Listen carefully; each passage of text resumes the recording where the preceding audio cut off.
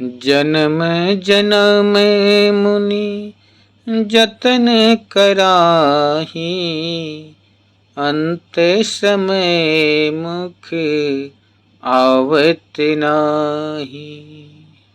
साथ संगत जी बड़े प्यार से कहिए धन निरंकार जी। साथ संगत जी, संत पुरुष महात्मा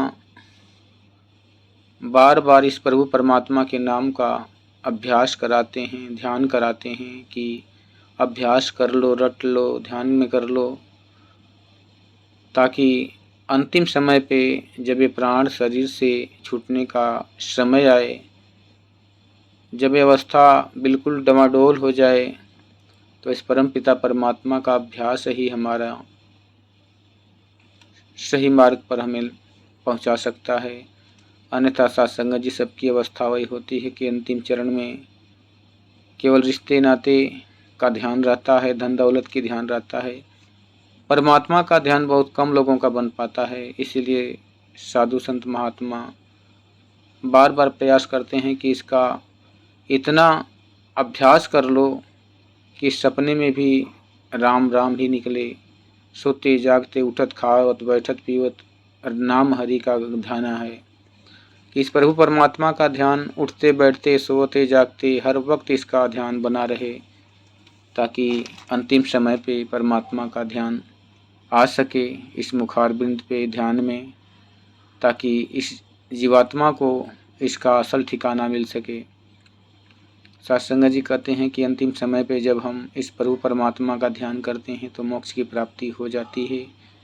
और यदि किसी रिश्ते नाते धन दौलत के चक्कर में अगर ये आत्मा फंसती है अंतिम क्षण में, तो फिर से इसी धरती पर इसको किसी न किसी रूप में जन्म लेके 84 लाख योनियों के फंदे में फिर से गिरना पड़ता है।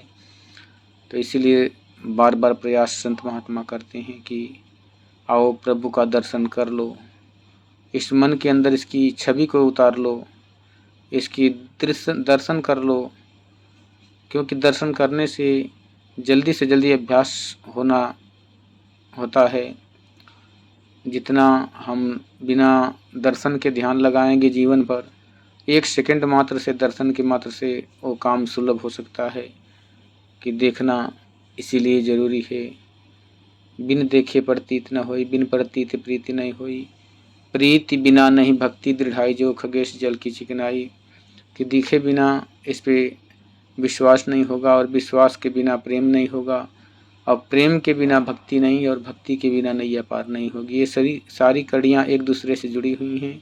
तो सबसे पहले दर्शन मगरो प्रीति, फिर चाहे कोई जाप करे, बिन देखे ये प्रभुदाता जाप नहीं बिरलाप करे। जैसे कोई छोटा बच्चा अगर माँ सामने हो तो उसके रोने का भी फायदा होता है कि उठा के वो स्तनपान दूधपान कराती है, उसका ध्यान करती है। अगर माँ दूर हो तो फिर उस बच्चे को रोने चिघारने से कोई फ़ायदा होने वाला नहीं है, वो माँ को सुनाई नहीं देगा। इसी प्रकार परमात्मा तो हर जगह है, लेकिन जब इसको नहीं देखते हैं, नहीं जान पाते हैं, तो हम अज्ञान में जीते हैं, जिससे परमात्मा देखकर भी अनदेखा कर देता है।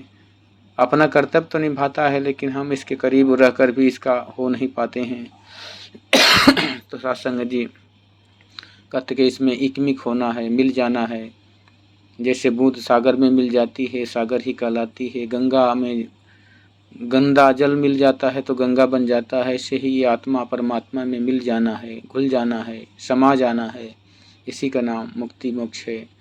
तो ऐसा अवसर पाने के लिए सतगुरु के चरणों में आना जरूरी होता है कि सतगुरु होता जग का दाता, जो चाहे सो कर सकता, पत्थर भी यदि चरण को छू ले भव सागर से तर सकता है। सत्संग जी बड़े प्यार और सत्कार से बोलिए धन निरंकार जी।